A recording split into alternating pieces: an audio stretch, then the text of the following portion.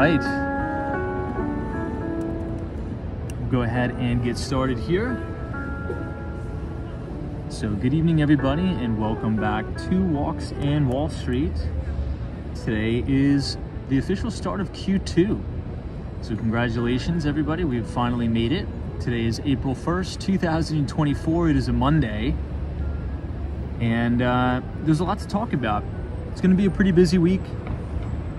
Earnings season is going to kick off again in about 2 weeks now, starting with all the major financials, Jamie Dimon, JP Morgan Chase, all that good stuff. But today, we got some very, very encouraging economic data, like very, very good. So as you know, today is the first business day of the month. And on the first business day of the month, we get the Institute for Supply Management PMI numbers. So since I'm near my computer, I'll go ahead and drop that in the chat. If you just look for my highlighted name, you'll say Walks and Wall Street in yellow. I went ahead and dropped the link to the Institute for Supply Management. It's going to say www.ismworld.org.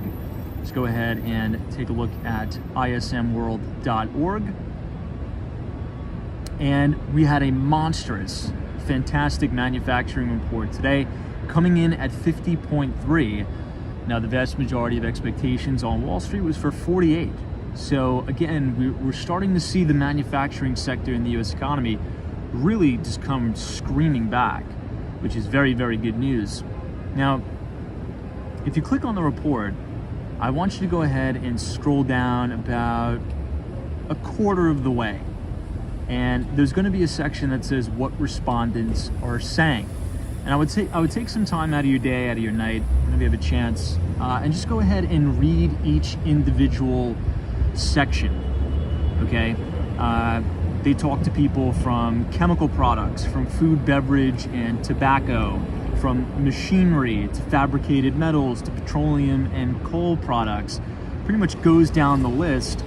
And almost every single comment was very, very upbeat. You see business activity picking up in a major way. One of them says that performance continues to defy projections of a downturn in activity. Demand remains strong, and the pipeline for orders remains robust. So we can use this report as kind of a leading economic indicator, if you want, for the entire U.S. economy. As we've talked about, the manufacturing sector generally makes up about 20% of the economy. So if we can predict or forecast strength in the manufacturing sector, well, there's going to be a pretty high likelihood that GDP growth will be positive. And there's a high correlation between positive GDP growth and the appreciation of the S&P 500. Now we'll go ahead and take a look at some commodities. Take a look at crude oil futures. We are currently trading over $84 a barrel yet again. Now, intraday yesterday, we were at about $84.40. So this just signifies that strength in crude. The XLE performed really, really well. I'd say this is officially broken out of that base. On Friday, we closed at about 93. We're trading at 95 on the XLE, which is the Spider's energy sector ETF, very, very heavy with oil and gas stocks. Take you guys behind the computer for a minute just so you can kind of see what we're talking about here. Look at that. Now this is a monthly time frame. This is a monthly view of the XLE going all the way back to inception, about 1990s, early 1990s. I should say. And we've been forming this 2-year handle here. And we're just starting to come out over the top. Our price target for the XLE is $120. I think we're going to hit that probably over the summer in short order, helped by this major rally in crude oil. We've been talking about how this is probably going to be one of the biggest travel seasons ever, not only abroad, but here domestically in the United States. Hotel stocks are acting great. Hospitality stocks are acting great. Staples, discretionary, all acting really, really good. I want to just show you this one stock here. If my computer would load. The stock is Williams-Sonoma. So this is a very, I would say, a higher end, luxurious, what do you call it, furniture stock. And we've been seeing an interesting correlation with home builders, right? If you've been listening to or reading our Behind the Street newsletter, you would know that one of the most strongest sectors in the market has been home builders. You could look at any home builder stock you want. Chances are it's at 52-week highs or new all-time record highs. And that's really supported by this as well. Williams-Sonoma breaking out in the new all-time record highs out of this cup base. Massive strength on massive volume. So what does this kind of tell us about the consumer? Are consumers kind of holding back, or are they kind of going out on a free-for-all, and spending money on high-grade furniture? So these different sectors kind of tell us an interesting picture about the market. And to me, it tells us that the market is pretty strong, the consumer is strong, and things are very robust, which makes sense, right? Real quick, if you want to receive all of our free investing research, you can go ahead and scan the QR code on your screen and punch in your email, and it's going to take you to our free investing newsletter. And one of the things we talked about last week in the newsletter was all of this dry powder, as I like to call it, on the sidelines. So one of the things we spoke about is the housing market, home builder ETF crushing into new all-time record highs. A lot of the supply that's going to be coming on the market is going to come from new builds. We talked about IPOs, but if you scroll a little bit further down, you're going to see that there's about $6 trillion on the sidelines in money market accounts. If you want to look at a lot of this data for yourself, just go to the St. Louis Federal Reserve website, and you could look at all of this data. You could look at M2 money velocity, anything you want, but check out money market funds, total financial asset levels, crushing to $6.3 trillion. So consumers are pretty much healthier than they've ever been. We have more dry powder than we've ever had in the history of America on the sidelines, compounding out at 5%, by the way. And the consumer looks good. So go ahead and check that out. I'm gonna go ahead and turn off the music here. I'm gonna close up the laptop, and we will get this party started. Thank you all for joining, and hopefully you had a wonderful start to Q2. Last but not least, remember to go ahead and head over to the Institute for Supply Management's website and have a read through the ISM PMI manufacturing report on business. Screaming hot. The manufacturing sector is coming back, but make sure you take time out of your day and scroll down about a quarter of the way and read what respondents are saying. Okay, this is the most important part of the report, and almost every single sector is saying that business activity is picking up, with the exception of a few. Okay, so I'm gonna go ahead and get the laptop closed up. Thank you all for joining. Appreciate it.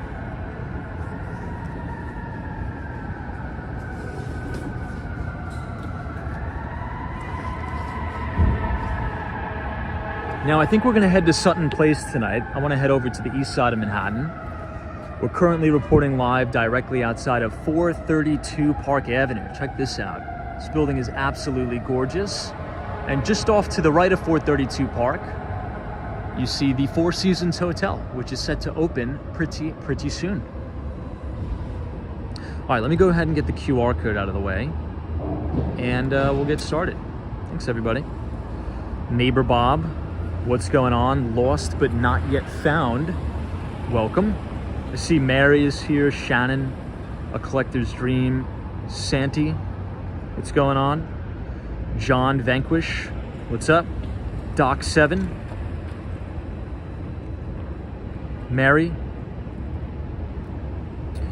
Doc 7, you're right. Yes, you're correct. I was getting two companies confused. It's been a long day. I was thinking about Wayfair, because my friend sent me some equity research on Wayfair. So you're correct. Williams-Sonoma is more like a luxurious kitchen brand and cookware company. I was getting them mixed up with Wayfair. Sorry about that, you're correct. It's been a long day. Giggling Bear, what's up? Thanks for joining us. Beautiful day. The wind is finally gone, thank God. We're on the corner of East 56th Street, looking all the way down to the MetLife building and Grand Central Station. Who else we have? Lance, what's up? FredEx. Someone says they're expecting $100 a barrel crude oil by June, in your opinion? Well, if that happens, I mean, it's almost a guarantee, it's a lock, that you're probably gonna have the XLE screaming into new all-time record highs to our price target of $120. Now, what really helps me is going through all of these different sector-focused ETFs and going to their holdings page, right? You could find this in the prospectus, or you just, if you go to the website, if you go to the Spiders website or whatever kind of ETF you're looking at, you can look at a full list of their holdings, right? Now, if I'm not mistaken, the XLE, there's 2 stocks that make up about 40% of the entire thing, right?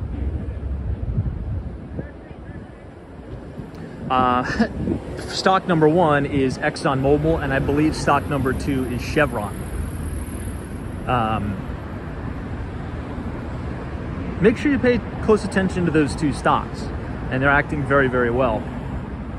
Building out the right side of their handles, going up into 52-week highs and into new all-time record highs. That's really going to carry the brunt of that ETF, probably over 100. So I think this is all encouraging news for the market. Even if we have a little bit of a rotation here, what you're seeing is the market's kind of playing this balancing act where it's rotating from one sector to the other. And if you have crude oil ramping, right, well, that probably means there's going to be a high demand for travel this summer, which we've been talking about too. This is a pretty cool shot looking all the way down 57th Street. You can see the Aston Martin showroom just off to the left. We're going to head up 2 more blocks and then we're going to head over to the right.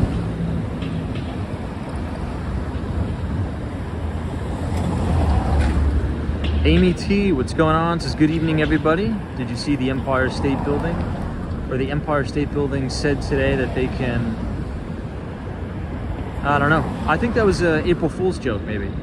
KML says, so how do you correlate the good ISM numbers with Biden's poor polling numbers? To be blunt and not to sound mean, I don't care. I don't even think about it. That's just kind of my take. I don't care. All I care about is trading the market in front of me. I don't worry about Biden. I don't worry about Trump. I worry about making the account balance go up. Just put it bluntly.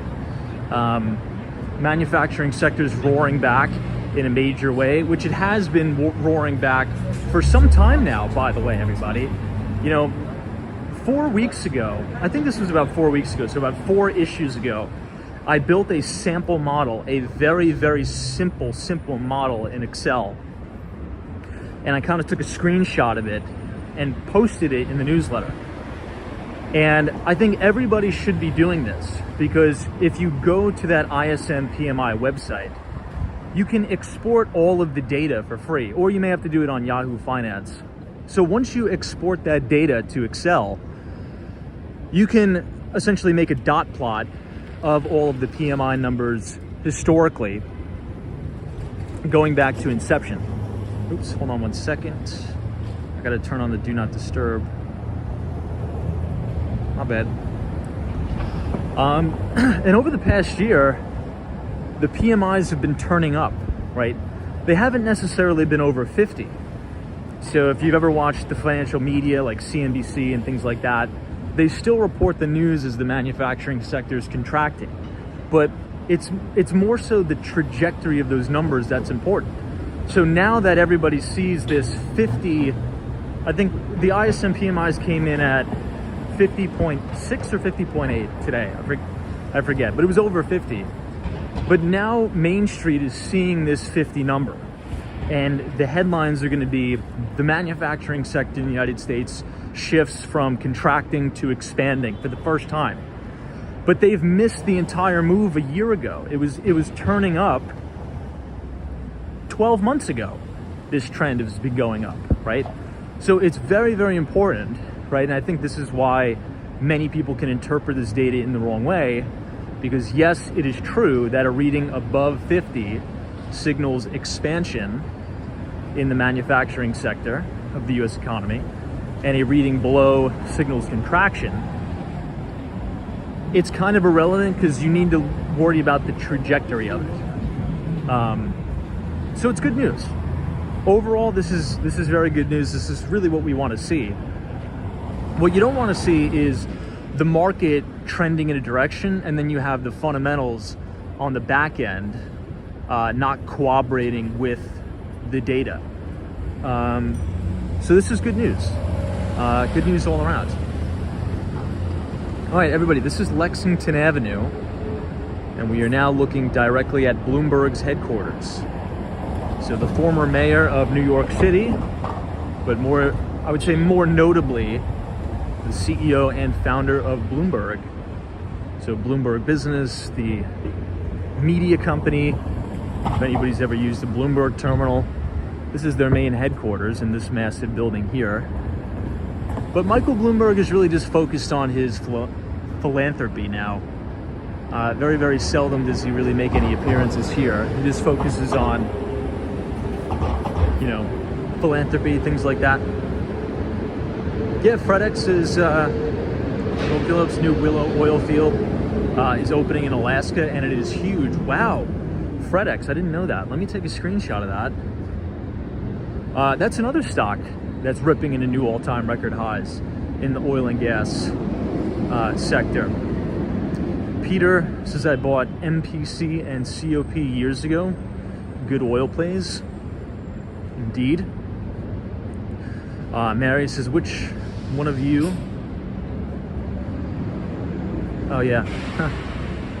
All right, guys, check this out. This is a very, very interesting design here on the facade of Bloomberg. Many people don't like it. I actually really, really like it.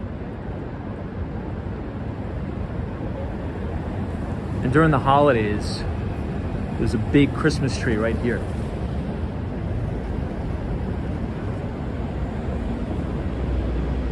Now, to kind of go back to KML's one comment, right, about the correlation between, Biden, the terrible polling numbers. Hold on, let me just hide that person. The terrible polling numbers and really the positive PMI numbers. I mean, if the Biden administration was just tough on crime and closed our southern border, it would be, Joe Biden could literally, tap dance his way into the White House. I think, and I don't usually get political. I don't care if you guys are Biden supporters, love you. If you guys are Trump supporters, love you. I don't give a shit. But if Biden, the administration, just wasn't so crazy about the border and this horrible crisis we have, the guy would be like doing cartwheels into the White House. You might as well just book him for the next 8 years, okay? If it wasn't for just that one little blunder. But they'll probably fumble that bag a little bit, but those are my thoughts. Now, we're looking down at the Lipstick Building. That's where Bernie Madoff had his Ponzi scheme, where he defrauded investors.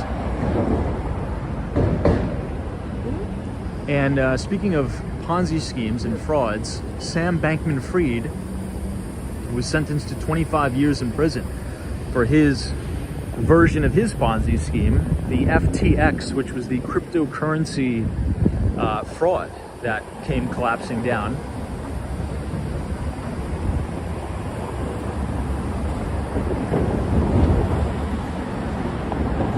I'll give you guys one more look at Bloomberg building. Then we're gonna go up 2 blocks and we're gonna take a look at the 59th Street Bridge and Bloomingdale's. We almost never get a look at Bloomingdale's here. It's gonna be coming up on the left.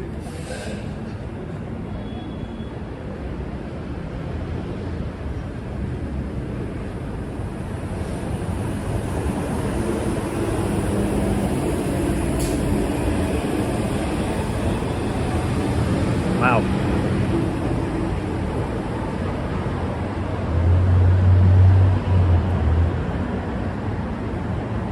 Now, I love this design here. That really, really bright, almost like reddish brown wood paneling all the way down. That is 100% my style. What do you guys think? I like that design. It's very classic.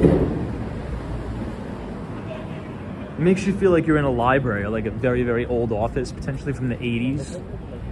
I like it. Matthew M says, Tom, did you get fooled today? Honestly, when I woke up, and if you looked on X or Twitter, whatever you want to call it, for the first 10 minutes, yeah, it was like a lot of crazy news that I was like, oh my God, no way this is true. But then, yeah, it's April 1st. However, I will say, it was almost kind of believable. I mean, with the way the world looks right now, you know, a lot of these April Fool's jokes that are going around, if it wasn't an April Fool's joke, you could be like, that's kind of crazy, but I don't put it past us.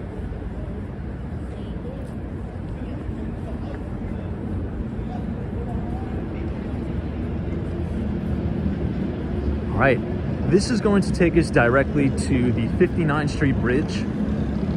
So we're going to make this left on 2nd Avenue. And you'll be able to see the Roosevelt Island tram.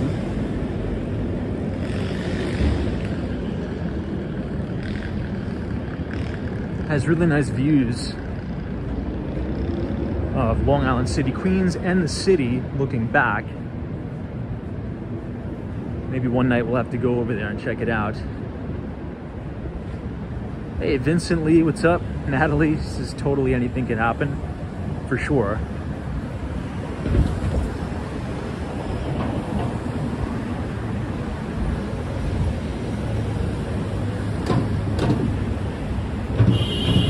It'll be cool to explore the Upper East Side. Well, we're gonna be in Sutton Place, and then maybe we'll venture a little bit further up into the east side of Manhattan.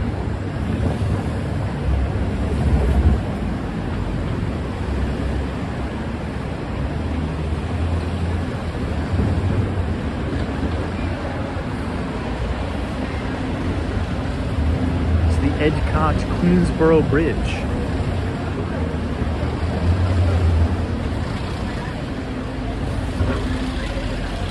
Now, I wanted to ask the chat here. Neighbor Bob says Tom, gold has been on fire lately. Does that concern you at all? Yeah, we wrote an article about it. I emailed it to everybody. It says gold is ripping, Bitcoin is ripping. What does that mean for the economy? To me, it signals that the market shows no confidence in our government reining in government spending.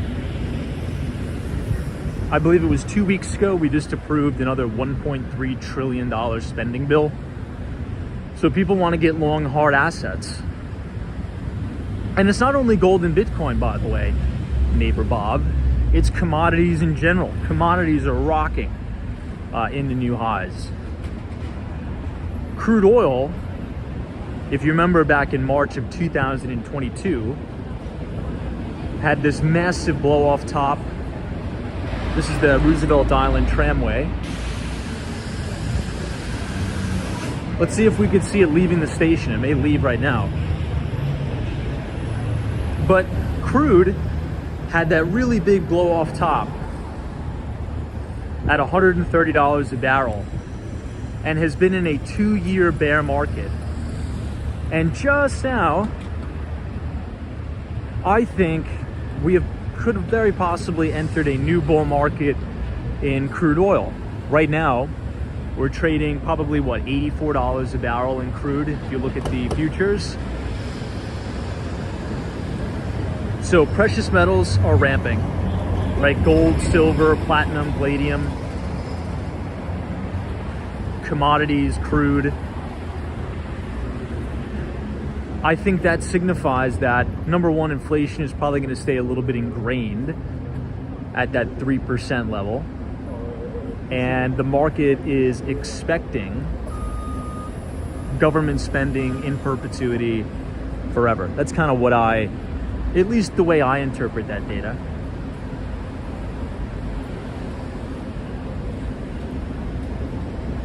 You know what, let's walk up 2 blocks and then over, just to kind of avoid all that scaffolding. But I wanted to ask you guys a question. I wanted some feedback from the audience here, okay? So I started initiating coverage on a stock called Cava, C-A-V-A. Now this is a new issue. It's a relatively new IPO, okay? And I'm trying to model it in the same trajectory as Chipotle in terms of a growth story. Cava is kind of like a Mediterranean style Chipotle, I should say. The food is on the healthier side. It's very, very popular here in Manhattan. This is a cool new development. This thing looks actually really nice. Has anybody here in the chat been to Cava or are planning on going there or have tried it? And what are your thoughts? Honest thoughts, by the way, not, like honest thoughts. Do you see that this is a kind of like a chain restaurant that could become as big as Chipotle? Kind of what are your thoughts there? Slightly obese rat says, I love Cava. Interesting username.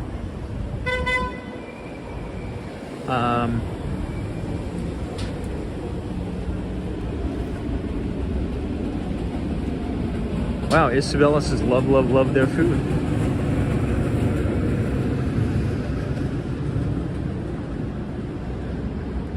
Rat says Cava is good quality food, worth the price. Wow, I'm seeing actually a lot of positive thoughts here. John Sunderland says yes, Cava can definitely be as big as Chipotle. Yeah, so I think the market is kind of demanding that type of product, right? So QSR style, so QSR, quick service restaurant style, but healthy options. I think that's something that the country really needs. And billionaire investor Bill Ackman made an absolute killing in Chipotle, ticker symbol CMG. So maybe this could have the same type of growth trajectory in store counts as Chipotle has. I think they're looking to grow like 15 stores a month or 1,500 stores a year, something crazy like that. Dee's Cava is wonderful, pricey for lunch though. Mel says, Tom, you still haven't tried Cava? I still have not. I'm gonna try it tomorrow. So I think this is interesting to pay attention to because, again, the stock, new issue, right? Okay, so first of all, I'll recommend a very, very good book I think everybody needs to buy and have it on your desk, okay? The book is called Life Cycle Trade. Now, I know the authors, so full transparency there. So maybe I'm a little bit biased, but I do still think it's a very good book. I reread it like once a year.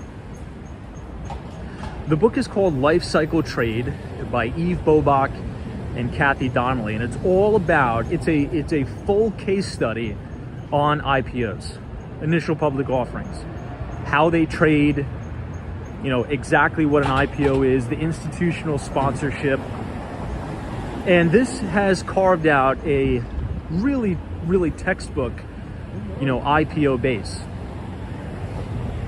This is the 59th Street Bridge. Oh, look at this, we finally caught it. Guys, you have the Roosevelt Island tramway going over, you see it?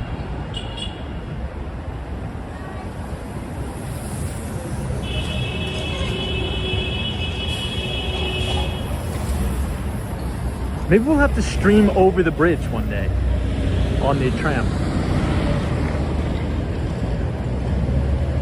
Anyway, so this stock has really built out a classic IPO base. And you're starting to have some of the best institutions on Wall Street really accumulate sizable positions in this name. Now, earnings are ramping, sales are starting to ramp, but the statistics show that in the first year, within the first 12 to 15 months of a new issue, the IPO will trade below its IPO price, right? Undercut where it went public. So if you type in ticker symbol CAVA, right? If you have your Bloomberg terminal up, if you have your MarketSmith or TradingView, you can kind of see once it went public, you know, during the bear market, this thing sold off, I think, 80%. And now it's just charging back into new highs. It's extended over major moving averages like the 50-day and the 200-day. But I think if this thing comes back down and kind of pulls in here, that could potentially be buyable. So I'm gonna start to do sort of like a total post analysis on Chipotle, right? Ticker symbol CMG. And try to model the same trajectory onto Cava.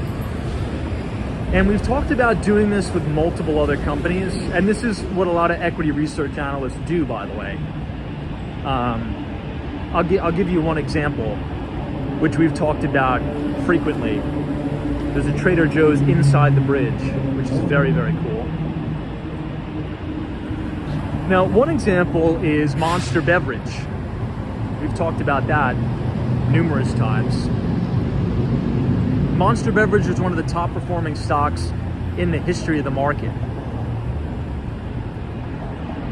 And we're trying to model that trajectory of the growth of the company Monster to Celsius, which is, they claim to be a healthier energy drink product, right? Celsius. I'm not sure if anybody's had that drink. I actually think they're pretty good. Now, do I know that everything that they claim to be true is true? No, I don't. But Celsius has performed very, very well. They're a company based out of Fort Lauderdale, and you can kind of model that same trajectory after Monster.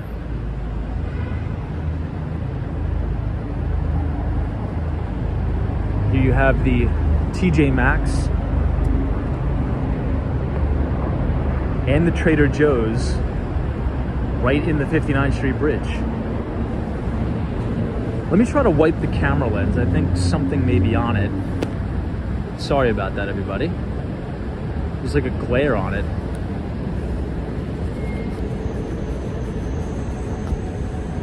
Hopefully that helps a little bit. John Sunderland says their drinks are very popular and I drink them a lot.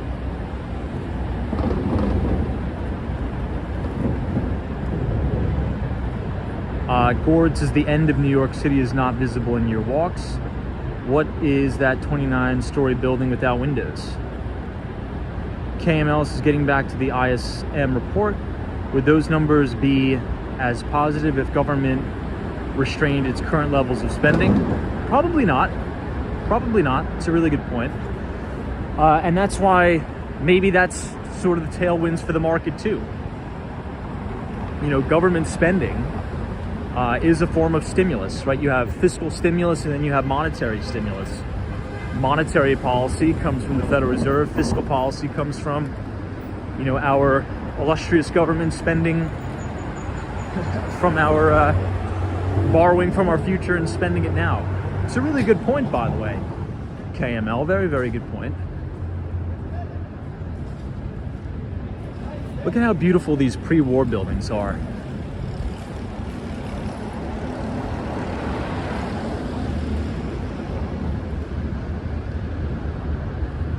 Really, really nice.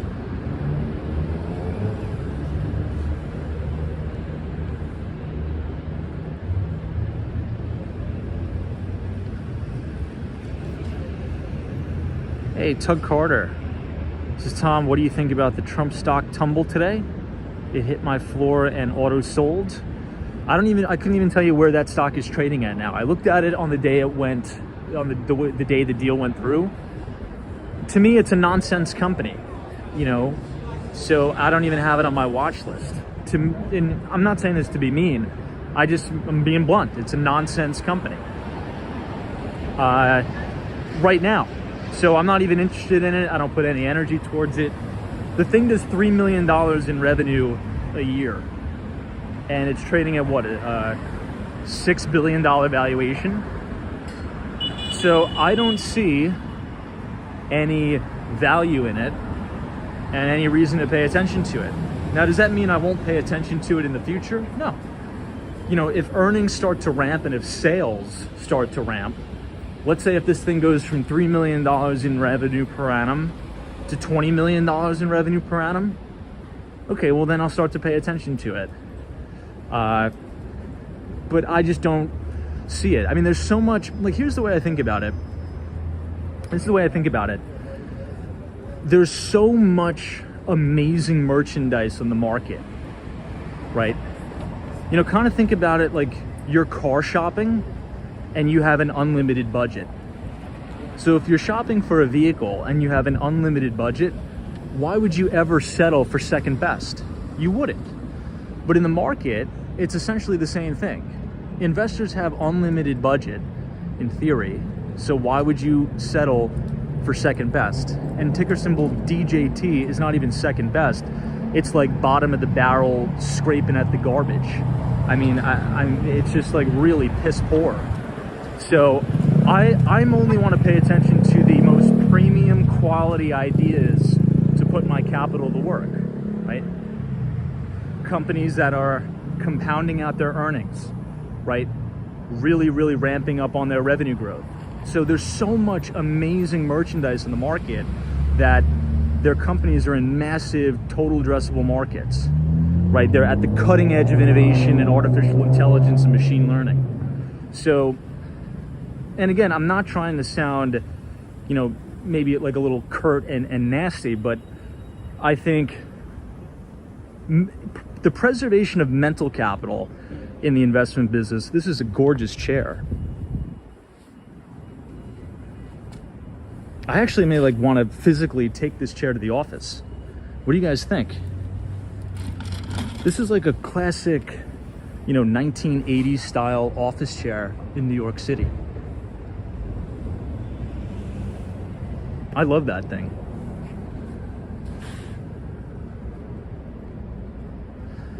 Very, very Sutton Place like. This is something you would see in those, you know, old Wall Street movies. Love the color.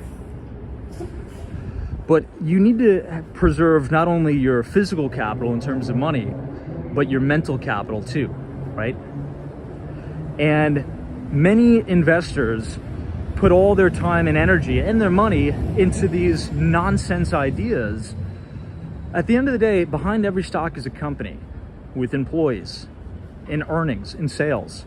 So focus on the premium. Be very, very selective with your dollar. So am I going to, you know, let's say, and just for an example, I'm not saying just go buy this today, but this is just an example. Am I going to allocate funds towards NVIDIA, where it's a high probability they could become the most valuable company in the entire world? I mean, what's the total addressable market of AI? You know, they build the chips, they build the semis that are going to power the next generation of innovation in America. Or am I going to allocate my capital towards a social media company that hasn't proved itself and does $3 million in revenue that I've never heard of, right? So maybe, right, if this company, Truth Social, you know, goes from $3 million in revenue, ARR, to, you know, to 30, 50 million, then I'm like, okay, then this is something to pay attention to,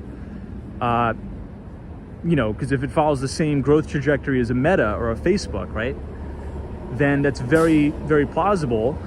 We could see an investment there. But I think even thinking about it or worrying about it now is a non-starter for me, in my view. I know, you guys like that chair too. It's a beautiful chair, right? Manhattan says take the chair. I may take the chair, I'm not gonna lie. Look, you'd be surprised. You could find some pretty cool finds in the city. Laura M says that chair may have bugs in it. It might not have bugs in it. Yeah, but it probably does have some sort of bug in it. MD says we have a green one exactly like it. My style. Now think about those old kind of, I'm trying to think of the name of the bank. I don't even think the bank is around anymore, but they used to have those classic, really deep red, I don't know what kind of wood it was called, but it was like really, really deep red wood, right? And it would have the lions on either side of the desk. And it would have chairs exactly like that. I love that style. It's a very New York kind of style, I think.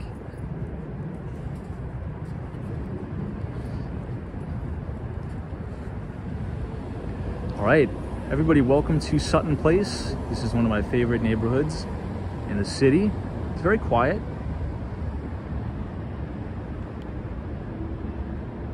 Beautiful architecture too.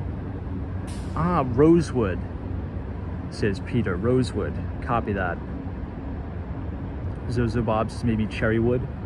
It's one of those. I like the style. I think it looks really nice. Others say it looks dated. Looks a little outdated, but I don't know. Maybe it's a little timeless, perhaps. Yeah, Matthews says Bidenomics furniture shopping. You'd be surprised though, kind of on a side note, if you walk the Upper East Side of Manhattan, right? Often, you know, people unfortunately pass away and they'll have these big estate sales. And you could find small, you know, hidden gems just thrown away on the sidewalk. You know, cartons of these old books. Some of these books could be worth, you know, $60, $70, sometimes even $1,000 for one of these old rare books. I found so much stuff. You know, these townhomes on the Upper East Side, you know, that are worth, let's say, 15, 20 million. If they're having an estate sale and selling everything, there could be some hidden value there, to be honest. Some pretty cool desks, chairs. You never know. Speaking of townhomes, what do you guys think of this one? We always walk past this every time we do our Sutton Place walking tours. I love it. I love the backlit door here.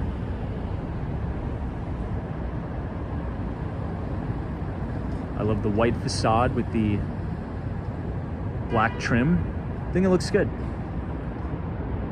This is my favorite row of townhouses in the city, right here at Sutton Place.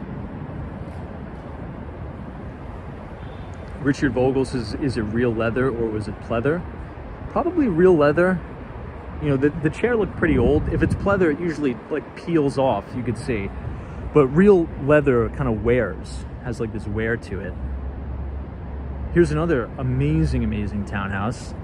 Look at that. You could see a little bit of the spiral staircase inside. Interesting choice for the facade though. It's this brick pattern. It's cool, right?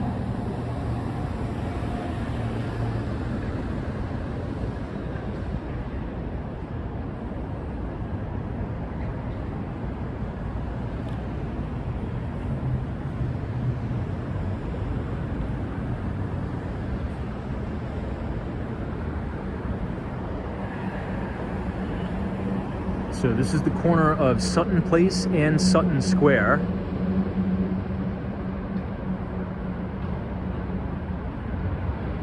And you have the backdrop of the 59th Street Bridge. It's a really cool neighborhood. There was an interesting article in the New York Times the other day, and they were talking about Manhattan real estate specifically. And the article kind of echoed a lot of the things that we talk about each and every day on the live stream. How Sutton Place and co-ops have kind of fallen out of fashion a little bit in terms of the trendiness in the city. and how condos, particularly in like Tribeca, Lower Manhattan, it's really a few projects in Lower Manhattan that are doing really well, like 130 William and the like, and how Midtown is kind of falling out of fashion too.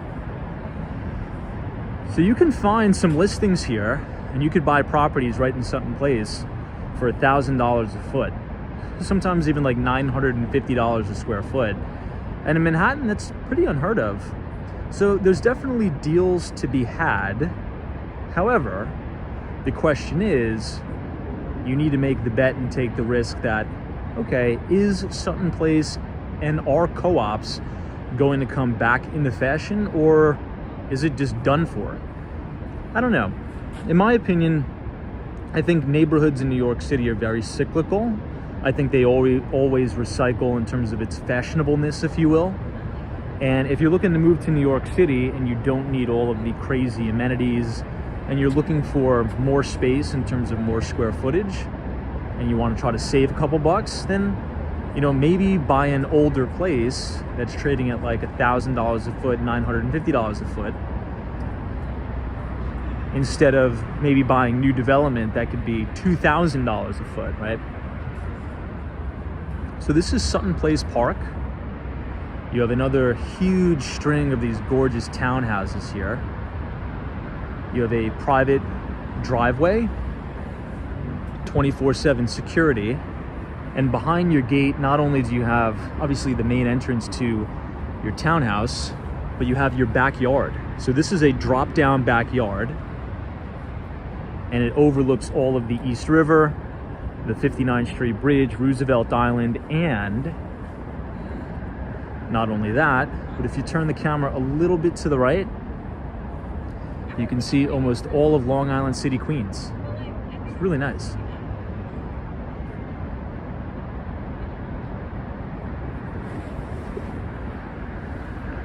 This row of townhouses were just renovated fully.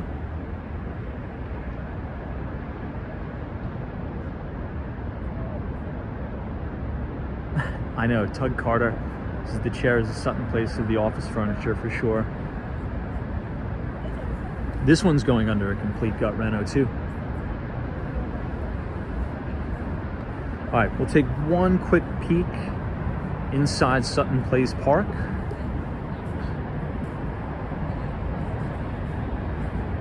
It's one of my favorite views. And this is a dogwood tree, right? I think last time we were getting this confused with,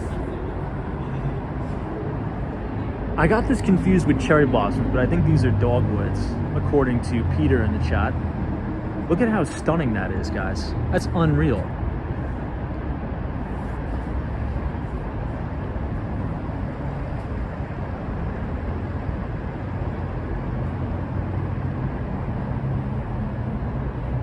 Now, there's some really nice townhouses in Chelsea that you could get for, you know, sub $8 million. $5, $6 million, you can get a nice townhouse in Chelsea. But you're probably gonna have to put some work into it, honestly. And these are mainly, I would say, 2-family, upwards of, you know, 4 specific dedicated units. But the facades of these buildings are absolutely gorgeous. Ah, Matthews is not dogwood. Someone says magnolia tree.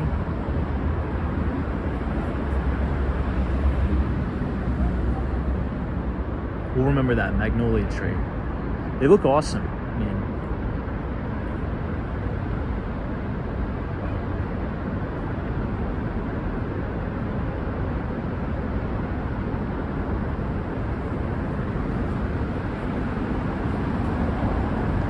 so now that the weather's nice, everybody, what we'll probably be doing is headed down to the lower level and taking a walk on this park.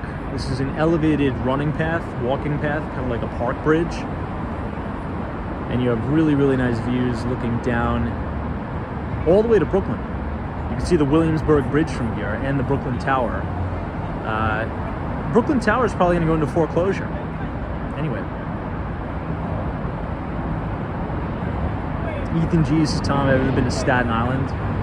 Yeah, I've been to Staten Island a few times. I just never really spend any time there, honestly.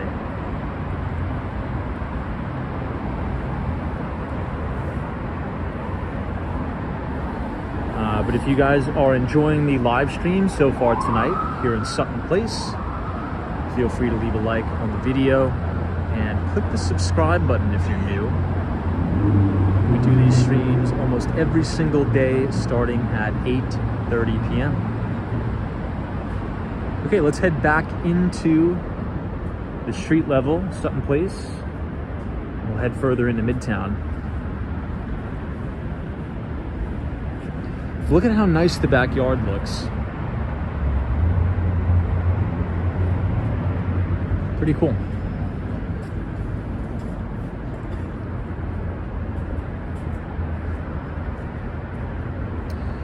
Justin says, Tom, are you a Mets or a Yankee fan? Not a big baseball guy, but if I had to root for somebody, I'd probably root for the Yankees for sure. I'd say I'm a Yankee fan. What about you?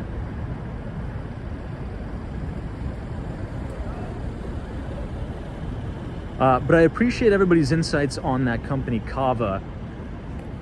I don't think out of all of the comments that came in terms of reviewing that company, I don't think we've gotten one bad review where somebody said, hey, I don't like it. Now, they specialize in Mediterranean dishes, right? It's a Mediterranean kind of QSR place. I'm going to make a point to check it out tomorrow. You know what? Let's cross just so you can see those townhomes from the other side.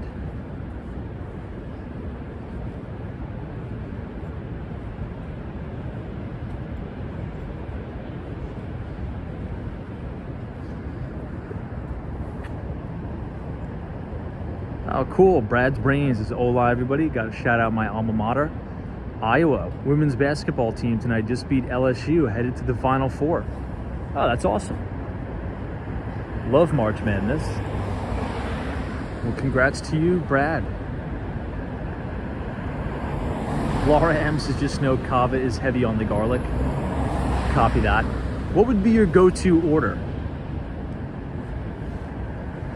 If you guys give me your go-to order at Cava, I'll be sure to order it tomorrow and report back with a good review. But this is encouraging because it may seem very anecdotal in nature, but I really do believe in the cockroach theory as we're looking at these beautiful townhomes here at Sutton Place. And the cockroach theory is, you know, if you take your kid to go apartment shopping and they're in college and you take them to this really crummy apartment and you see two cockroaches scurry out from under the refrigerator, well, chances are there's probably 100 more cockroaches behind that refrigerator that you just haven't seen, right? So when you ask people their opinion on certain people or certain companies or products and services, and your data set is an overwhelming response of positive, well, chances are that same is going to carry over to others too, which is reflected in the price of the stock. Gord says garlic pasta. Check it out.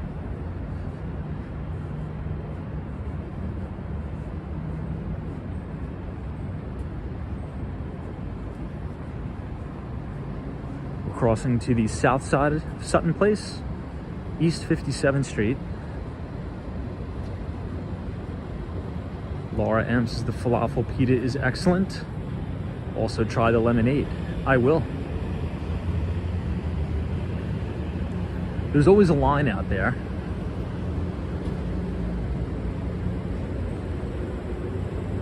Noodle says I have one near me. Maybe I'll try it out tomorrow as well. Yeah, it's always good to do market research, right? It's kind of like what Peter Lynch always used to say.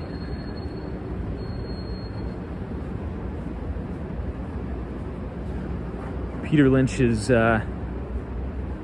famous for doing a lot of guerrilla fundamental analysis, if you will, right?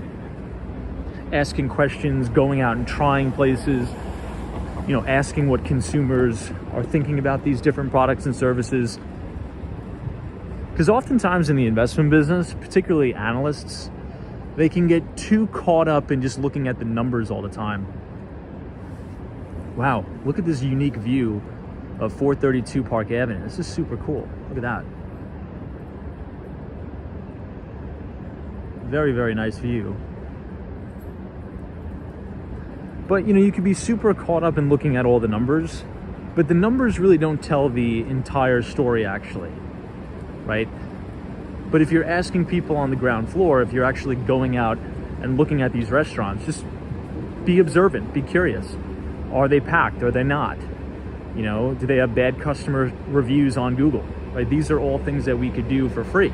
You don't have to pay for a Bloomberg terminal. You can just be curious about it. And it's kind of the same thing with I was going to say GameStop. My God. Wingstop. Ticker symbol WING. I mean, that stock has been on an absolute tear.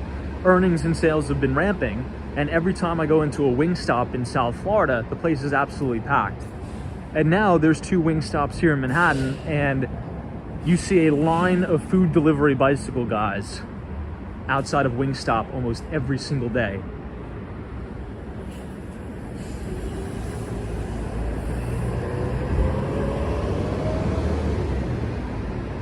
Adventurers, this fun fact, Cava is a Greek term that was used to refer to high-end table wine or wine cellar. Wow, I didn't know that. Very cool. Very, very cool. Carl Roth's garlic bread with cheese, French onion soup. My go-to items. I appreciate that.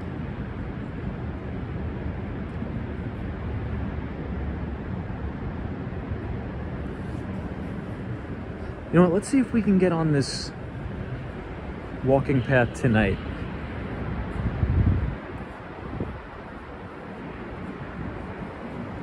I'm sure you all notice how quiet and peaceful Sutton Place is compared to the neighborhoods we usually walk, where you see those pedicab people blaring the music all the time. This is very, very quiet. 45 Sutton Place South. Beautiful lobbies. Absolutely stunning. Neighbor Bob says, Tom, if I had to pick one food to live on for, what was that, the rest of my life? Oh, for a month. It would be steak. I would just go on a carnivore diet and grill New York strip steaks every night.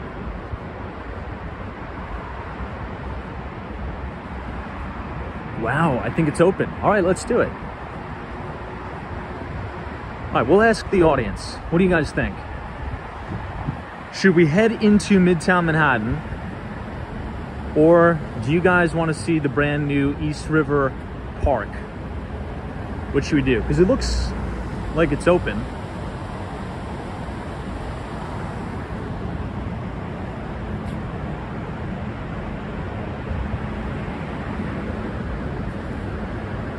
Wow, imagine that, living right here at Sutton Place. And you have this beautiful entrance to the park. All right, Stan says the park, neighbor Bob says the park. All right, everybody's saying the park. Let's check it out. This is gonna be my first time on the brand new East River Park. Never been here before. Hopefully the internet holds up.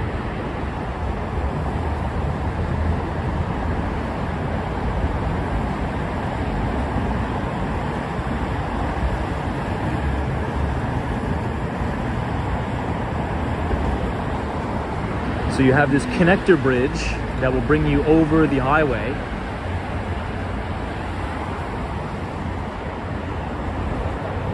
All right, everybody, fingers crossed that the internet holds up. But this looks awesome. So down here is all brand new too.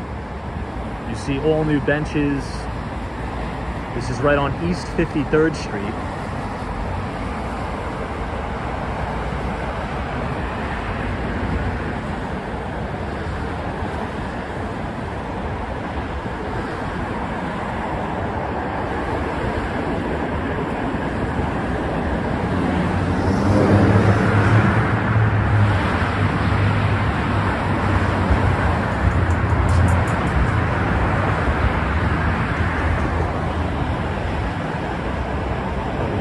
This is awesome.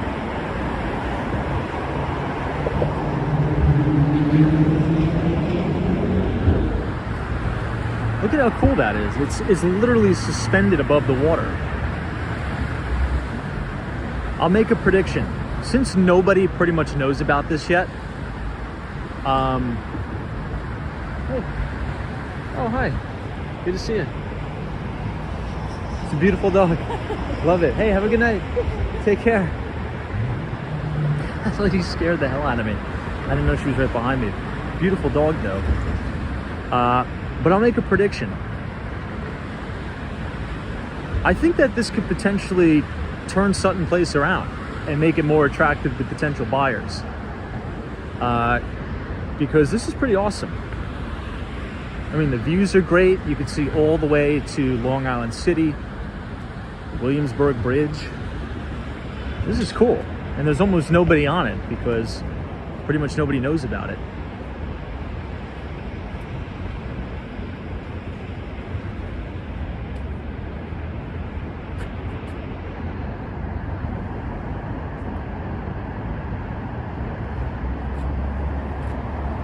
Wow. So you have this massive 2-lane cycling path here. You have a pedestrian walking path.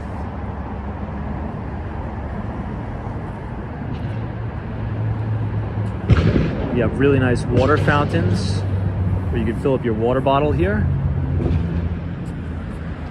And if you sit down on this bench right here, you have a perfectly centered view going all the way down to the World Trade Center. Look at that.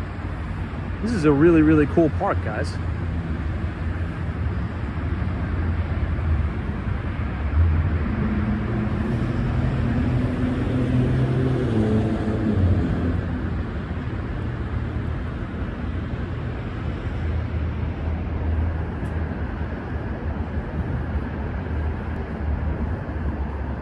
Could you imagine how nice this is going to be in the summer?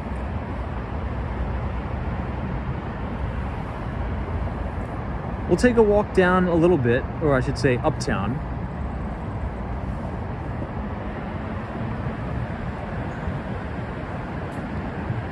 I'm not too sure the stream does it justice, but this is a really cool place. I mean, the views are insane because we're suspended pretty much above the bridge. But look at this. You know, if you're a remote worker, right? You can come out here, you know, turn on your hotspot and work remotely outside and have this amazing view.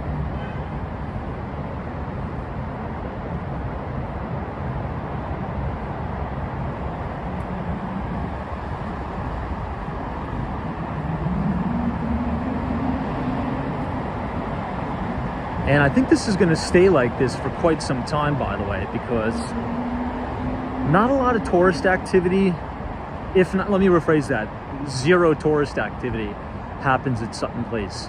So if you want to use this, you kind of really have to know about it and you have to really live in the neighborhood. So this is a huge plus, huge perk to people that, you know, just recently moved into the neighborhood. This is cool.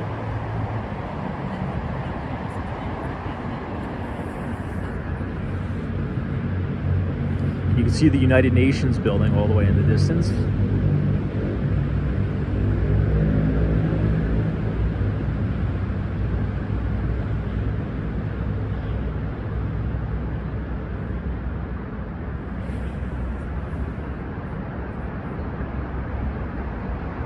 Hey, Joe E. This is good evening, Tom. Just tuning in. Thanks so much for checking out the brand new East River Park. This is the first time I've been on it. You have the cycling path and you have the pedestrian walking path too.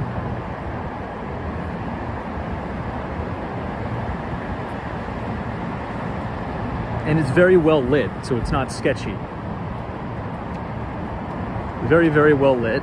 I see that there's cameras here too, which is good.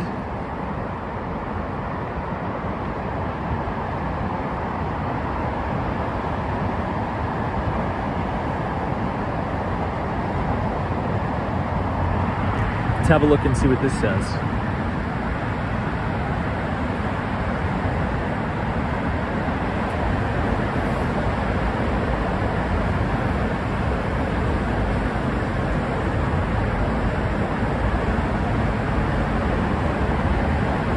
We're changing shoreline. Oh, this is cool. You can see, we have to come up here and film a video during the day. We're looking right into the highway.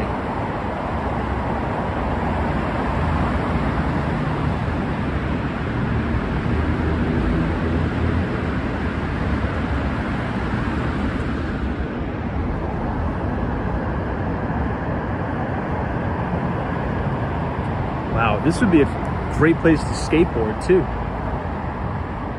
Maybe we'll have to do that later this week. We'll do a lap around the entire island of Manhattan. Hey, Doc 7, this is Tom. Do you hold VNO in your portfolio? I do not. Do you? But no, I do not hold that in my portfolio.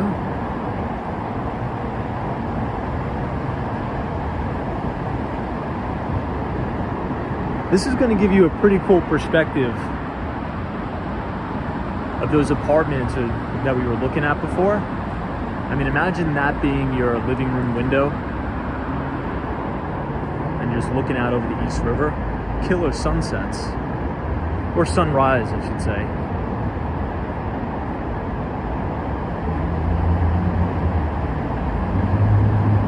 We'll walk up to the 59th Street Bridge, so that we're just right under it, and then we'll turn back around.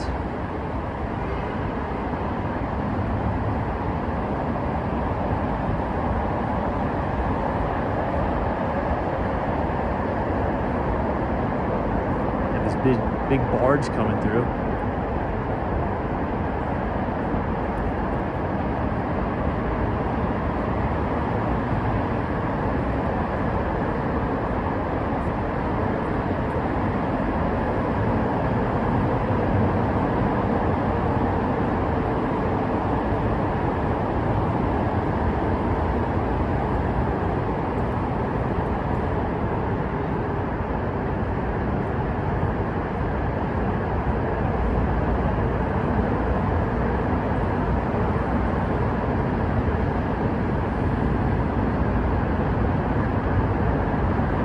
Look at this big tanker.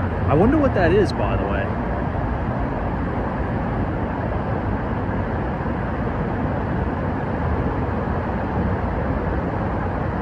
Darius, is this area expensive in terms of apartments? Yes and no. In terms of price per square foot, it's actually trading at a significant discount right now. Hey, what's up, Victor?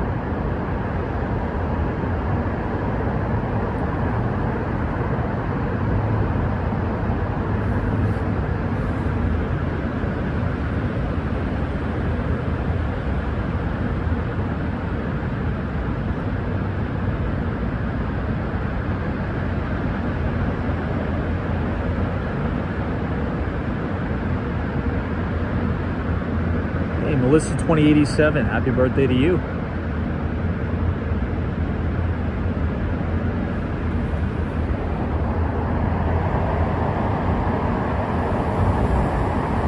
All right, let's walk up a little bit further.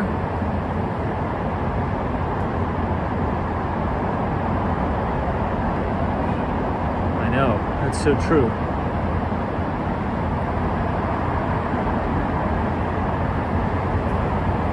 This place is amazing. I mean, if you live in the neighborhood, I'd be up at 6 o'clock in the morning every morning, taking a run, go to a coffee shop.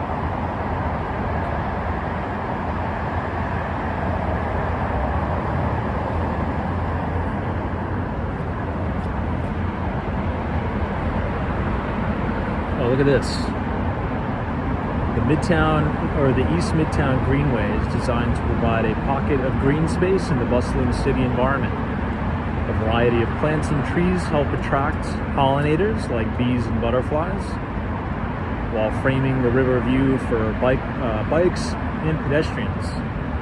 Concealed beneath the pavement, thousands of cubic feet of soil. Oh, wow. So there's actually soil under where we're standing. It says, concealed beneath the pavement, thousands of cubic feet of soil provide the nutrients that fuel life in this urban oasis.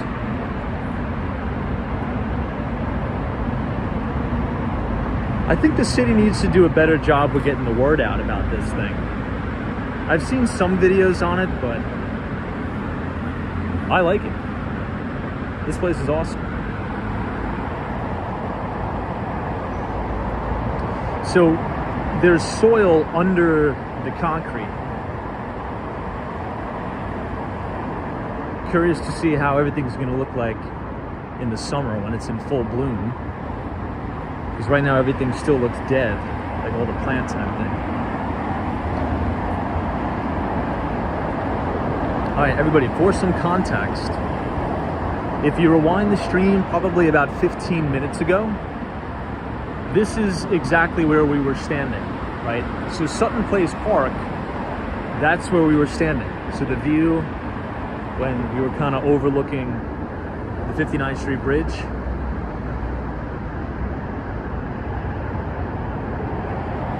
That's where we were. So those are those townhomes with the private driveway and the private backyard. But this unit is crazy. In this glass window here, this is a massive spiral staircase that goes all the way up.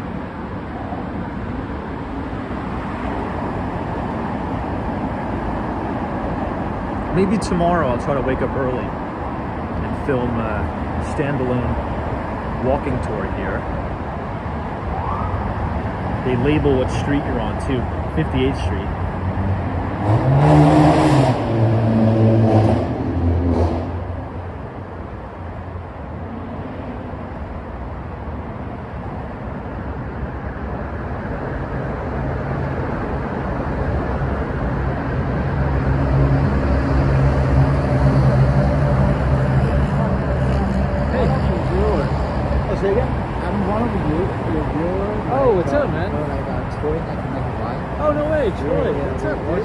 Good to see you, man. Good to see you. Do you guys live in the neighborhood? Yeah. Oh, wow. I watch you all the time. Sometimes we just move by. Oh, We're awesome. just watching that. Yeah, so you guys live in Sutton Place, like around here? Yes. Awesome. Yeah, Yeah, you're from China. Oh, wow. Cool. Good, I dude. watched this for like 2 years. That's crazy. Thank you for watching. Thank you so much. Yeah, dude, thank you. I mean, I just came here. I didn't even really know that this was open. So I just You're the first time you're down here? Yeah, it's the first time I've ever been on here, so it's cool. Yeah. That's so funny. Well, I appreciate you guys watching. It's awesome. I remember your username in the chat. Yeah, we were just at home. I watching. That's so funny. Yeah, I work right over there on 57th Street. So if you're in the city, so if you're ever in the city, you're in the neighborhood, let's get coffee or something. That's awesome. Yeah.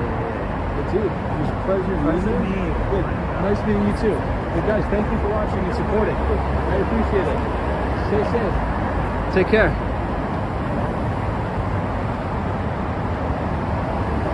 That's cool. That's Troy 1995 from the chat. It's awesome.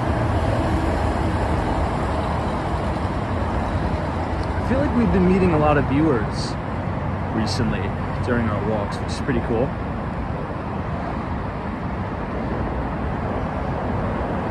Yeah, that's Troy 1995 from the chat.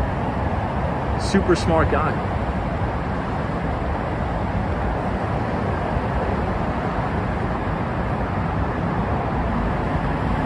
Really lucky too. He lives in the neighborhood. Gets to take advantage of this every day. It's awesome.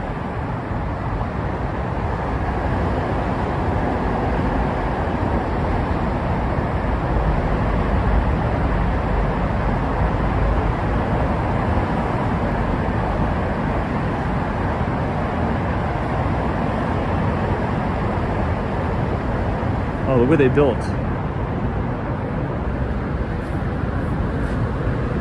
So I guess if there's a man overboard, it's actually a really good idea that they did that. somebody falls overboard, they could just climb up the ladder here.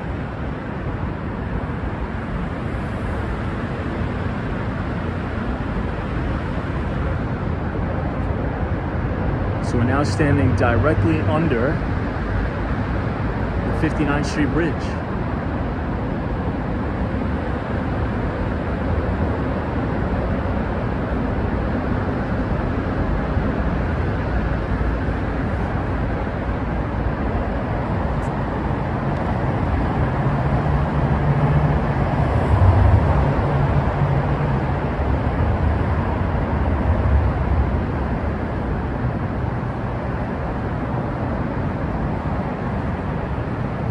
Maybe we can go up here and out.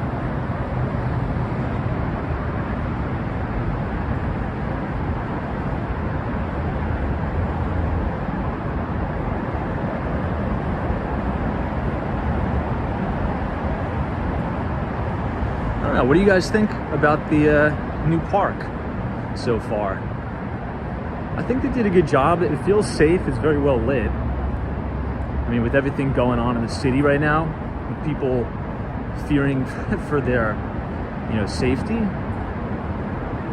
Even though there's pretty much nobody on the walkway here. It feels safe. It's very well lit. There's cameras. So I think they did a good job. Got to plug in my phone here for a second.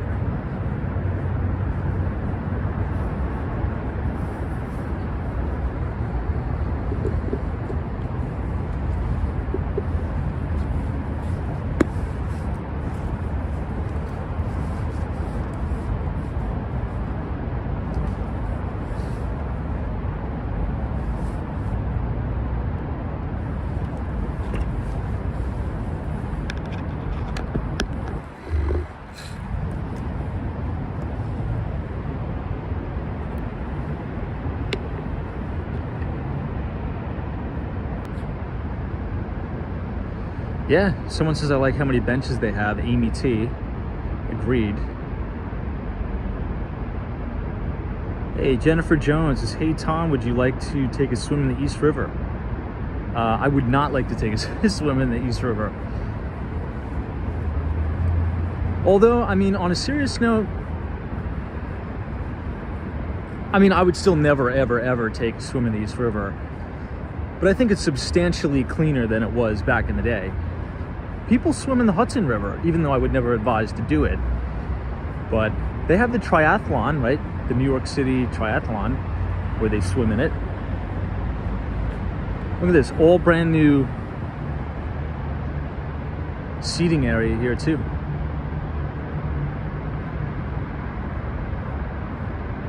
Mar says, hey Tom, I didn't see one homeless person yet.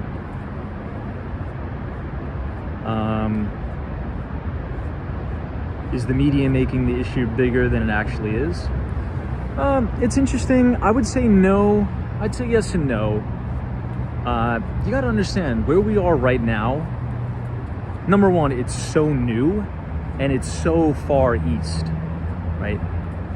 You have I like to call them hot spots in the city where the vast majority of the problems happen. So if you want to talk about homelessness, you're going to find that all over places like Madison Square Garden, Penn Station, Port Authority Bus Terminal, Times Square. Like, this is as far east as you could possibly get. We're literally in the water, right? So you're really not going to see any homeless people in Sutton Place. Very, very rare. The homeless population, in my eyes, is consolidated around a very, very few hotspots. But in those hotspots, it is overwhelming, the amount of homelessness, right? So something like this, that's brand new, you're not really going to see any of that.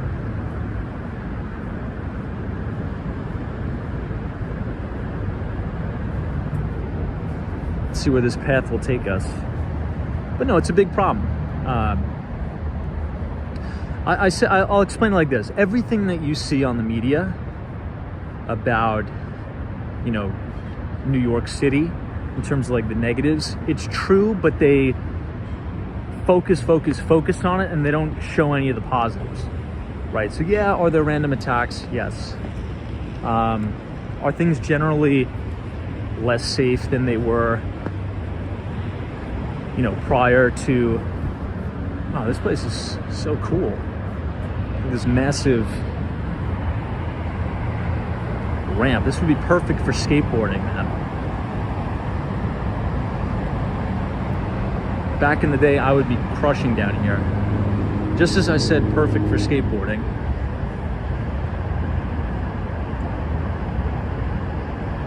It says no skateboards. I don't think that's gonna last though. It's too cool of a place. But yeah, they're isolated incidents. And like a lot of the migrant stuff, there's 4 main migrant centers where all the problems occur.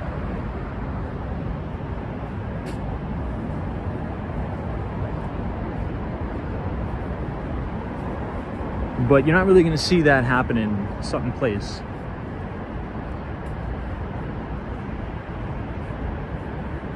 Wow, look at this place, guys.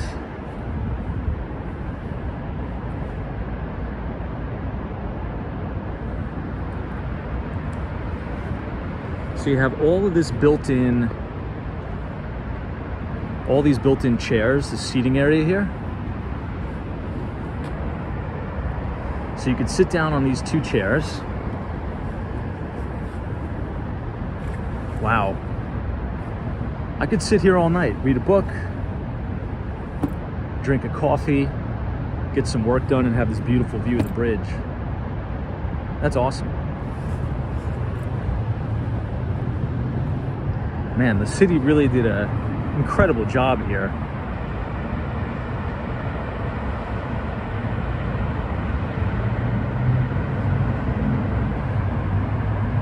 King Gerbub says they're not migrants, they're illegals. Let's keep it real. Whatever you want to call it. I mean,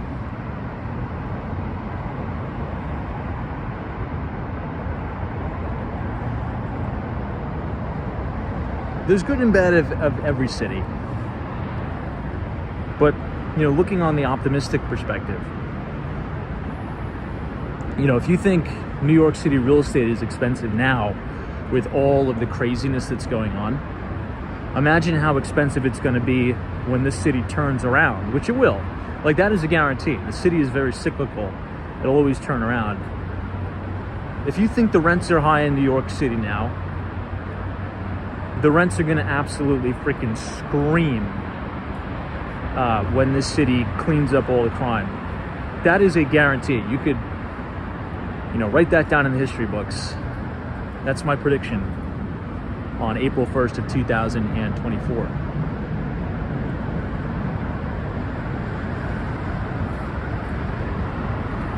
All right, one more look at the view and then let's head back into the city.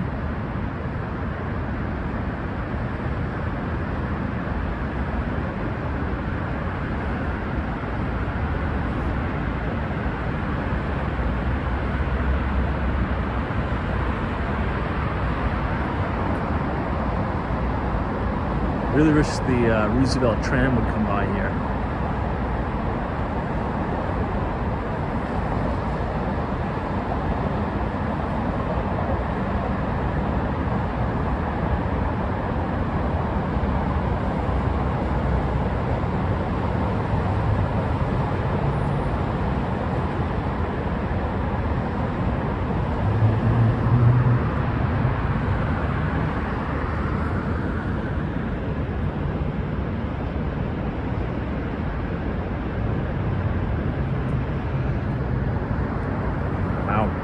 I honestly can't say enough good things about this new park.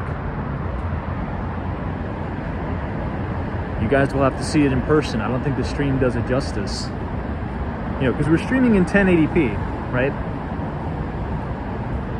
The real high definition is like 4K, which I'll try to film a video, but this is awesome. This is so cool.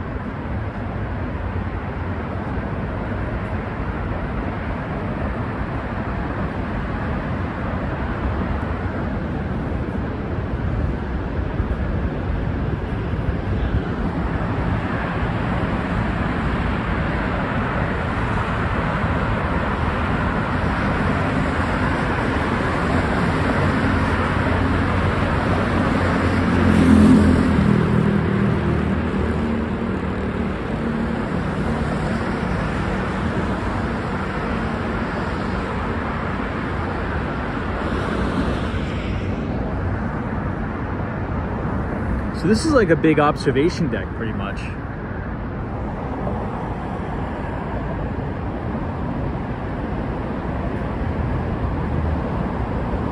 You know, I walk this city every day and I didn't even know this. Guys, we literally walked right past this at the beginning of the stream, and I didn't know that this ramp was gonna bring you to the park. I had no idea.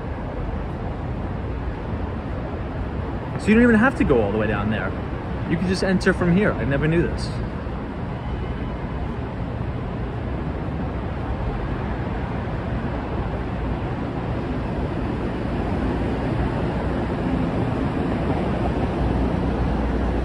Very smart of them to put this barricade here. I could definitely see like a tourist that's not from the city driving right up on this ramp.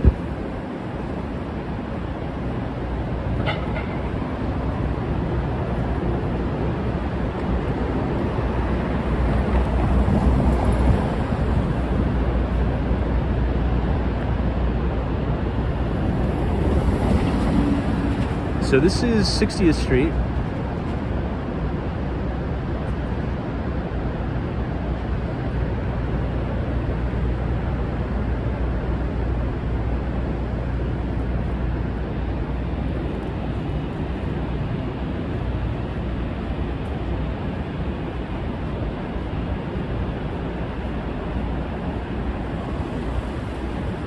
And I think I'm trying to think.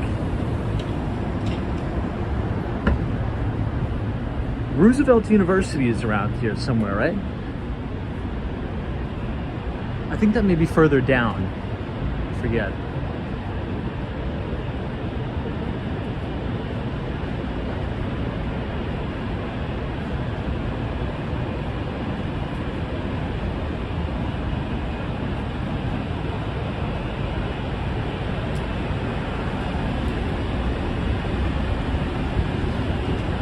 If you guys enjoyed that walk of the brand new Greenway, feel free to leave a like on the video and click the subscribe button if you're new. We do these streams pretty much every night starting at 8:30.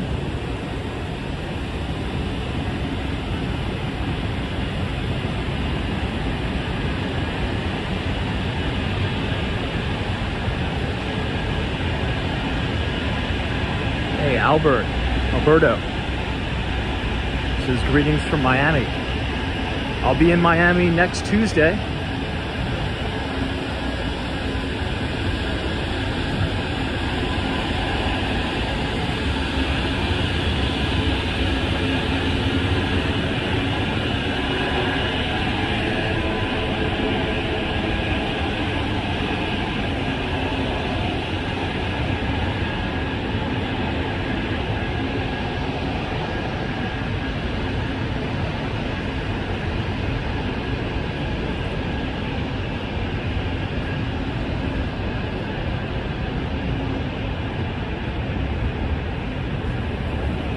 Here we are back at First Avenue.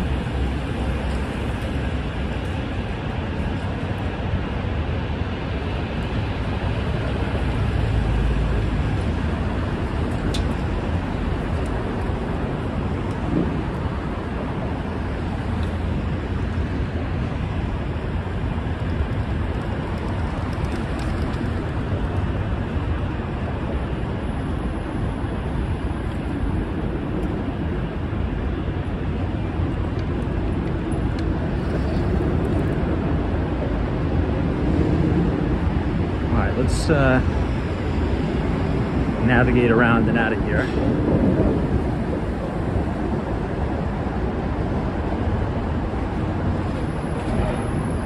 This was cool though. I'm kind of glad we came all the way over here and got sidetracked. Someone says, what's better, the East River view or the Hudson River view? I think that's just personal preference maybe. But for me, it was always the Hudson River. However, after tonight, I'm not too sure, honestly.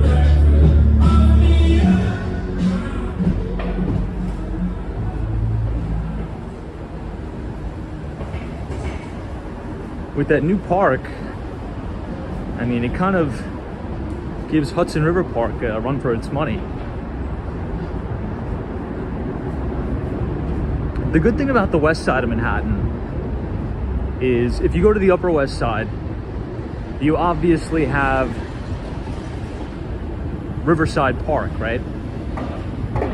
And Riverside Park is really, really nice. And if you get on the biking path on the Upper West Side, you can take it all the way down to the World Trade Center. So you never have to get off. It pretty much takes you around the entire island of Manhattan.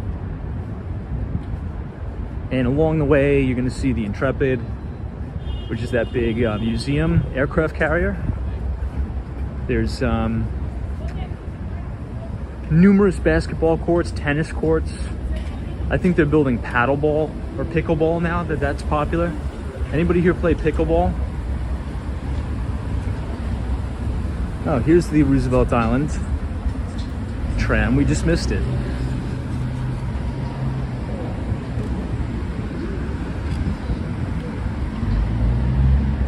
Pulling into the station now.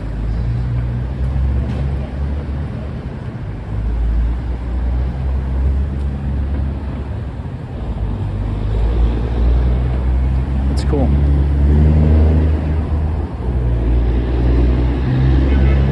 Ooh, Jennifer Jones says it was 85 degrees in Miami today. I'm jealous.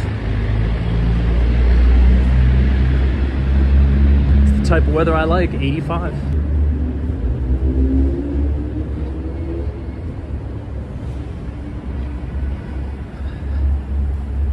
All right, back in, kind of feel like you're back home now. Near all the noise and the nonsense here.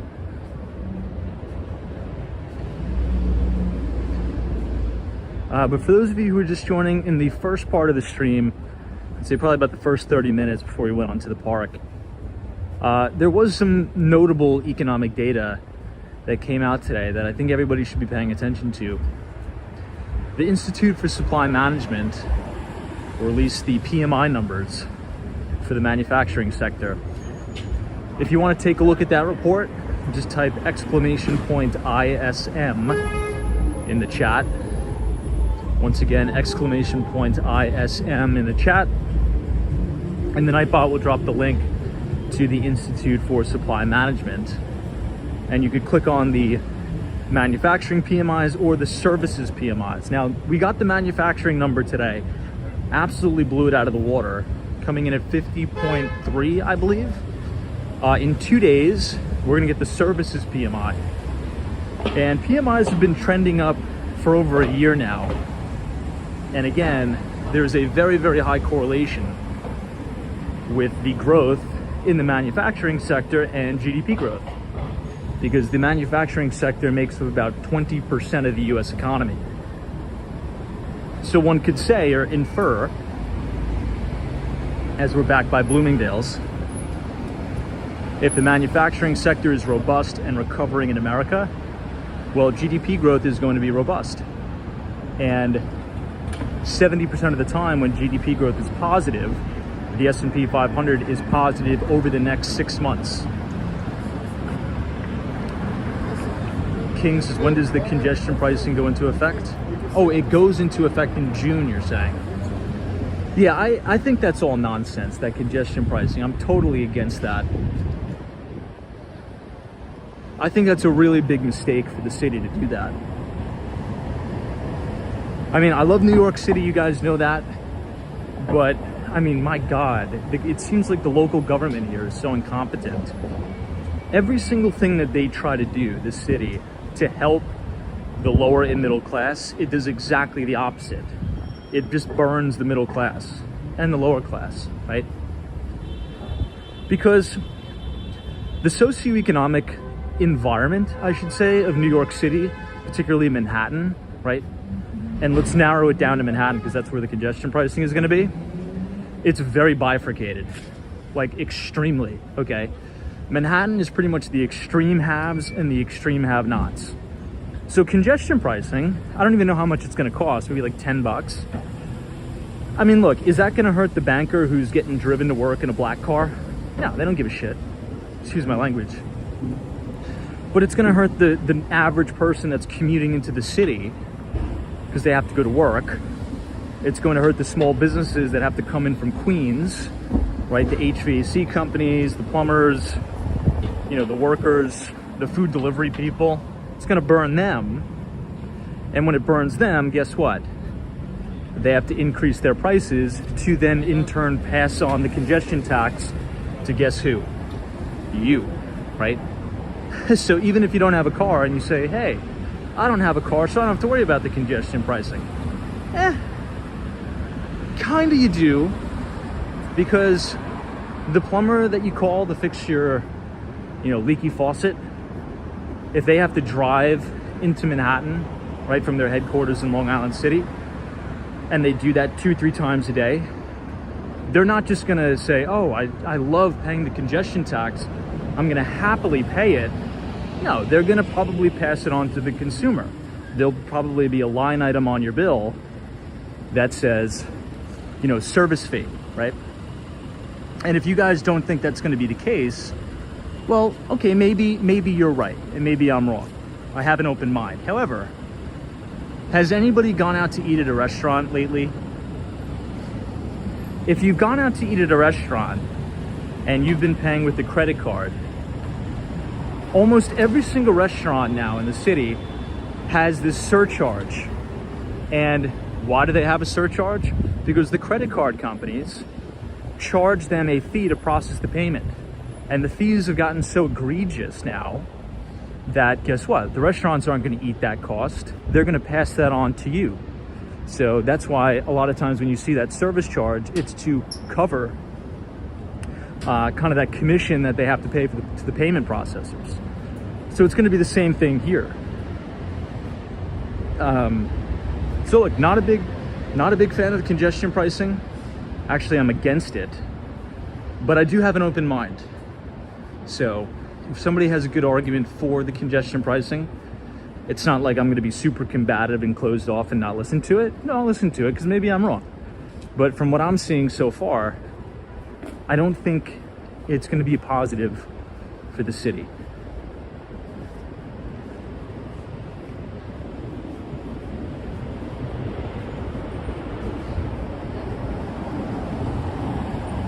What are your thoughts about it? I'd be interested to hear an argument for congestion pricing from somebody in the chat, right?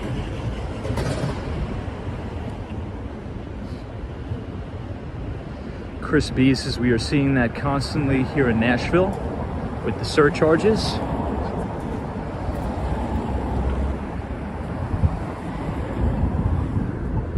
All right, we are back on Park Avenue, everybody.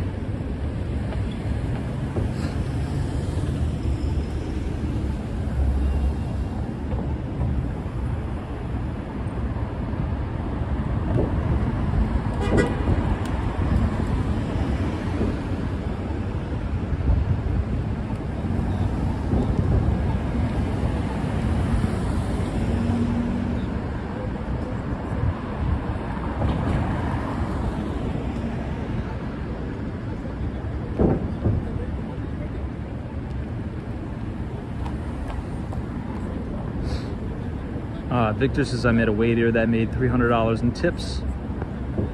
That's not uncommon in a city like New York. You know, some waiters and waitresses at these very fancy restaurants in Manhattan, you could definitely make a very good living. $80,000, $100,000 a year at some of the big, you know, Michelin star restaurants. It's not uncommon. So these are going to be in full bloom again. They plant these tulips, is it called? Daffodils, tulips.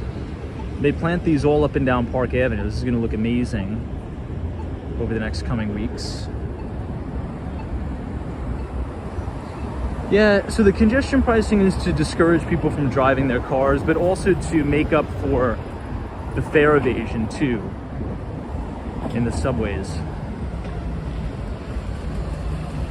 Now, a little bit of anecdotal data here, and I know we've gotten a little bit off topic from the financial topics tonight, but they all everything ties into the economy, right? So everything ties into the economy. I'll say a little observation about the subway recently. We've all heard about the National Guard coming into the subway, you know, trying to make a show of force, if you will,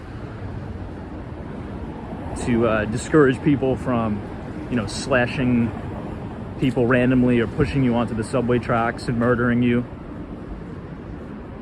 But I've seen it's almost like cartoonishly ridiculous at this point, because I take the subway a lot. I would argue there's more people right now than ever, you know, jumping the turnstile.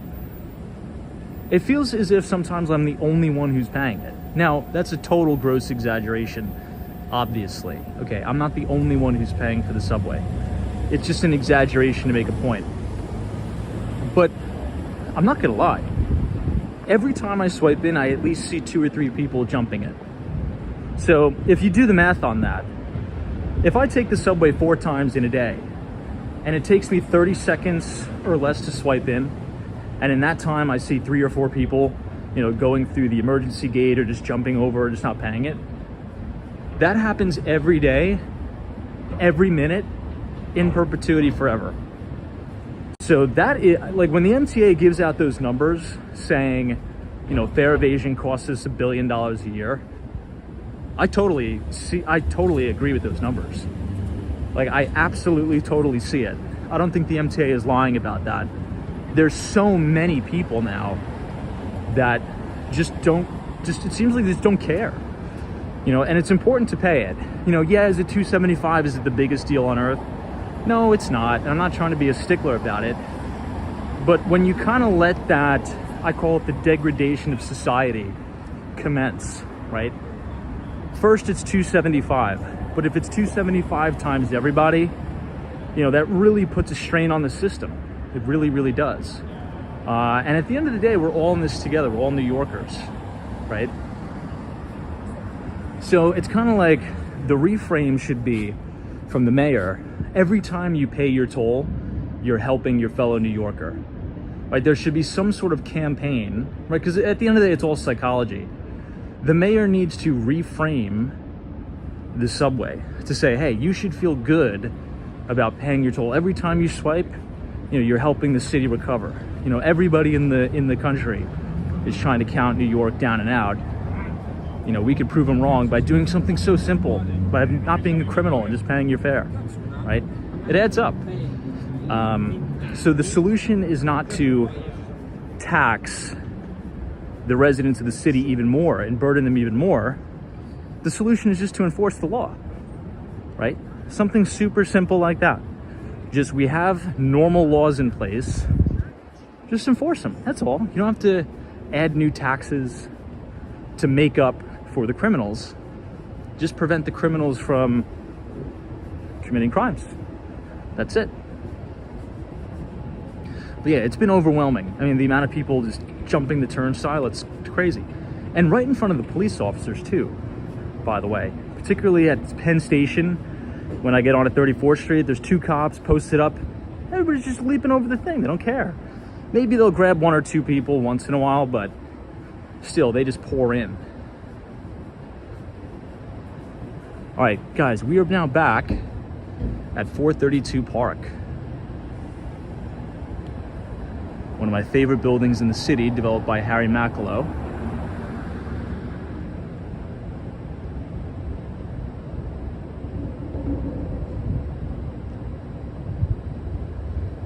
I mean, this building has really grown on me over the years. I love this building.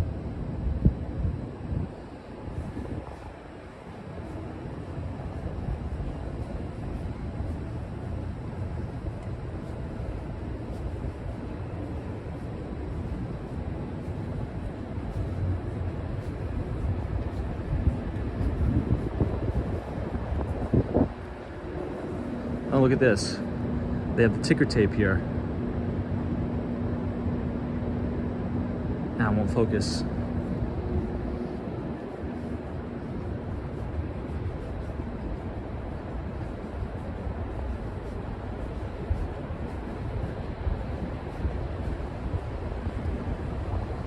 So happy it's finally getting nice out.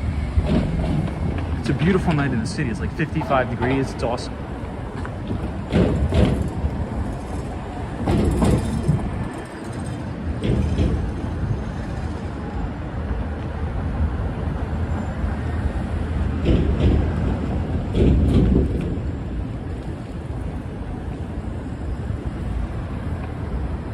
This is looking all the way up Madison Avenue.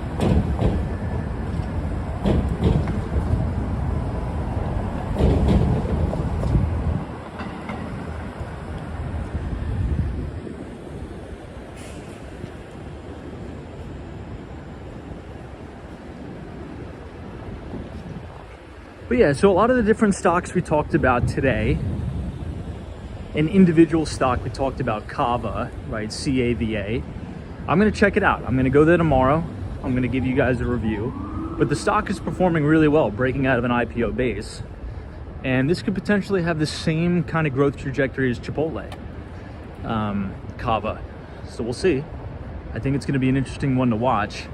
Very, very seldom, by the way, do I kind of cover, you know, QSR companies, but that's been a top performing sector. So this narrative that only 7 stocks are carrying the market, it's not really true. I mean, look at all the sectors we talk about each and every night. Home builders, I mean, one of the top performing sectors in the market, performing great. Energy, right? Oil and gas. This has been one of the best years for oil and gas in a long time. In a really, really long time, right? So it's important to put those kind of political biases aside and just focus on the price action. Because how many people out there, right? And again, this is coming from a conservative, as we're streaming outside. Trump 3 was going to go bankrupt and go under totally since Joe Biden got elected. If anything, it's been the exact opposite. Oil and gas companies are raking in record profits, and their stock prices are trading at all-time record highs. So what's the important thing to focus on is price. Price matters above all. Hey, Dante Rose, what's going on? Oh my gosh, guys, we've already been streaming for 2 hours. All right, I'll take you guys to 59th Street, and then we got to call it a night because I got to get home.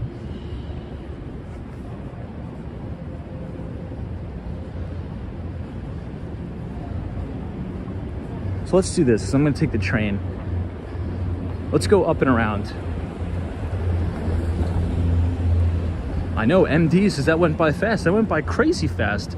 I thought we were going to be on hour 1 of the stream when I looked up just now.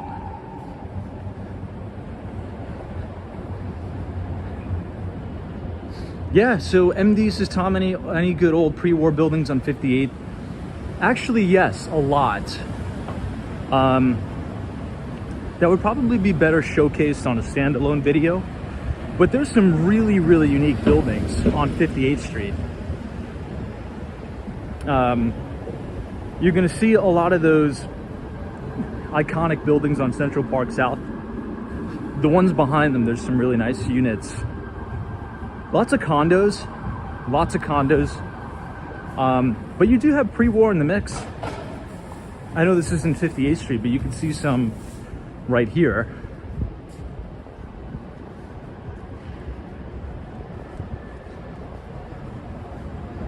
Yeah, maybe we'll do that tomorrow. Now, since the weather's getting a lot nicer, I want to take you guys to Little Island. And this is something we weren't able to do last year. But now that the weather's getting nice, you know, we're going to have a little bit more time. We're going to be kind of exploring more neighborhoods that in the winter we traditionally don't go to. Because it's cold. I like to say we kind of hibernate, you know, in the winter. But we're going to be checking out a lot of cool stuff on the stream. Look at these beautiful, beautiful townhomes here. But yeah, if you guys like that park that we walked around today, you'll probably really enjoy Little Island. That's a really nice one. But if you enjoyed the stream so far tonight, feel free to leave a like on the video and click the subscribe button if you're new.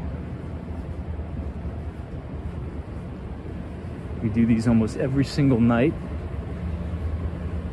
starting at 8:30. Wonder what happened here.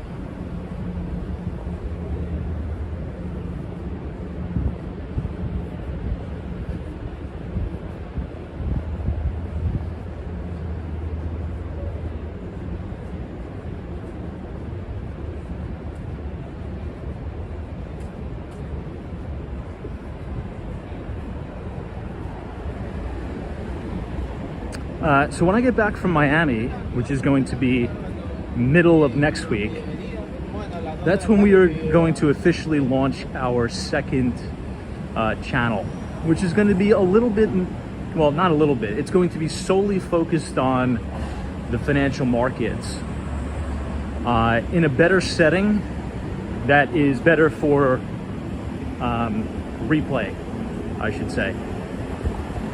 So if you like our,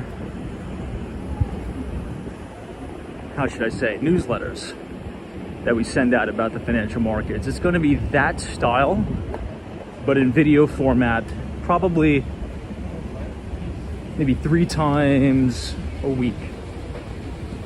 10 to 20-minute videos breaking down the markets, kind of going through the watch list, breaking down different sectors, and you'll be able to listen to it and watch it on YouTube. You'll be able to listen to it on Apple Podcasts, anywhere you can get podcasts. But a little bit easier and more concise for those of you who miss the 2-hour shows. And there will be no stream Friday through Monday. I will be away. I'm going to be headed north to Boston Friday, Saturday, Sunday, and then Monday I will be flying to South Florida.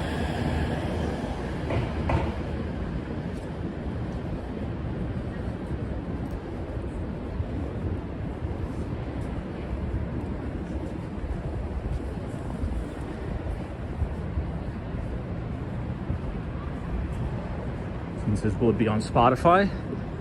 Maybe. Sure, I'll throw it on Spotify. Now that's another stock we covered. Spotify is performing really, really well. And I think that goes right along with the narrative of legacy media outlets dying, right? Jennifer Jones. Yeah, I've been to Fire Island before. That's all the way out there. You got to take a ferry from Long Island.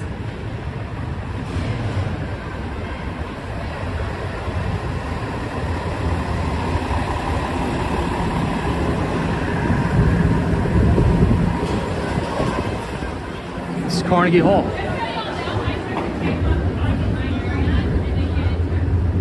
Looks like a big event is getting out.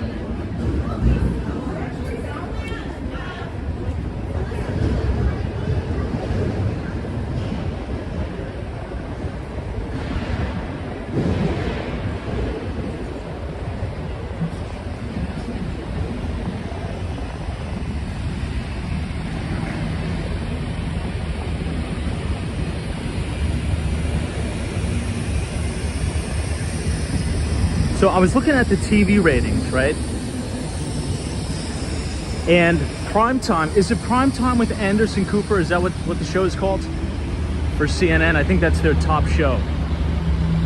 I think they averaged about 500,000 nightly listeners on the Anderson Cooper show, right? 500,000. You compare that to some of the top media outlets, independent media on Spotify. I think the Joe Rogan Experience gets like 11 million unique views or listens a day. And that's just the top one. I think the other subsequent 10 shows on Spotify do triple the amount that the mainstream media does. So what is that telling you? What is the market telling you about the future of legacy media? Well, it's telling you that it's dead, it's gone. Now, I want to be very clear. I'm not saying that Anderson Cooper specifically is going to go by the wayside and be done. It's actually the opposite. I think if he announced that he's leaving CNN and he goes and does his own show, it would do 100 times, 1,000 times better. Maybe he's already done that, I don't know. I don't really watch TV. But more and more journalists, right, very, very well-respected journalists, are going to start to do this. I think you're going to have a massive trend of people breaking off from Fox News, CNN, the New York Times, right? So all of your favorite journalists at the Wall Street Journal, New York Times, Washington Post, I think they're just going to start to go out on their own, bring their following with them, and crush it. They could each individually have multi-million dollar businesses, reoccurring revenue per annum, if they break out and go on their own. Most notably, Tucker Carlson is doing that, and also Don Lemon. Now, unfortunately, the Don Lemon show on X didn't work out. I think he's still going to post the show on X, but I think their deal unfortunately didn't work out. We won't get into the weeds on that. But I think those individuals are much better off and will be much more successful on their own. That's my prediction. And that's reflective in the stock price of Spotify.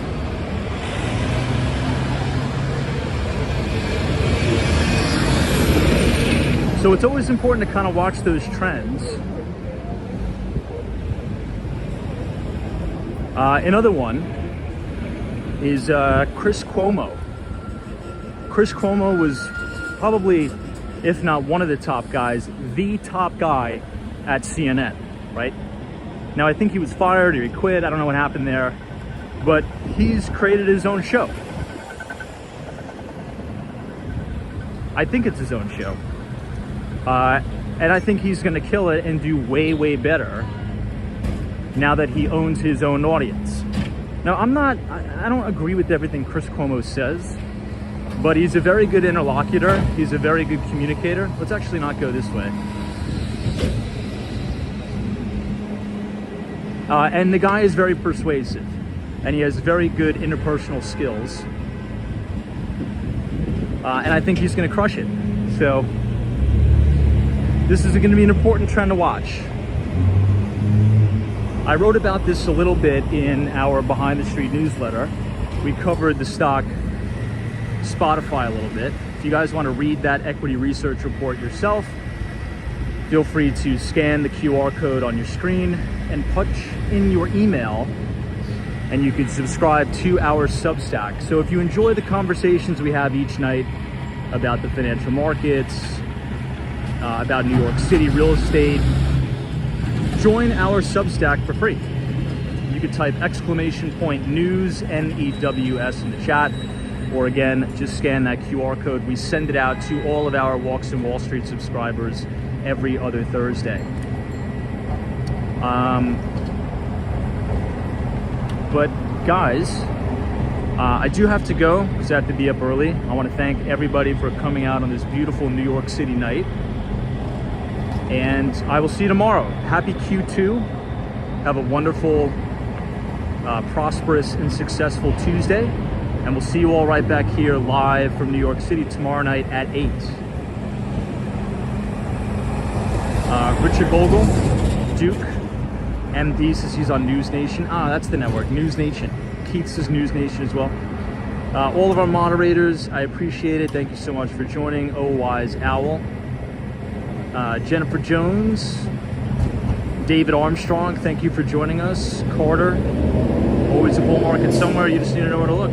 See you guys right back here tomorrow.